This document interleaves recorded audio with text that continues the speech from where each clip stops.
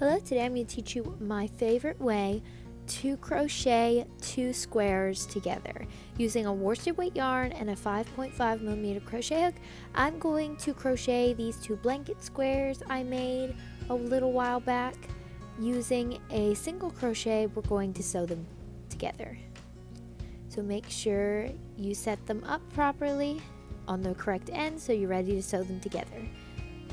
Make a slip knot on your crochet hook and let's get started.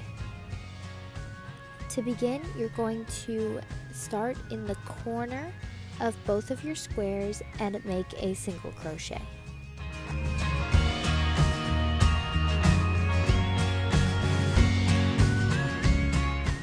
So to begin, going into the next stitch, you're just going to get the front loop of that stitch, not both loops of the stitch, just the front loop, and then going into the stitch on the other square directly across, you're going to go into the back bar of that stitch, not both, just the back bar.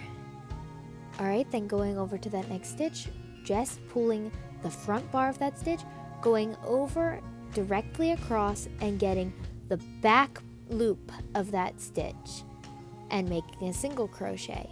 So next stitch, go into the front loop, not both, and pick that up. Going into the square directly across the stitch, you're going to go into the back loop, and you're just going to repeat that all the way down, and it's going to give you a nice, pretty stitch for the front of your work.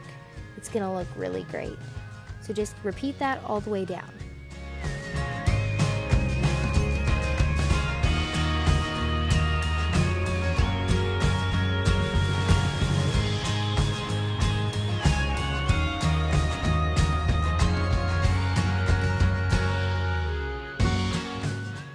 And here's the finished look. I hope you had fun crocheting this. I know I did. And I hope to see you next time.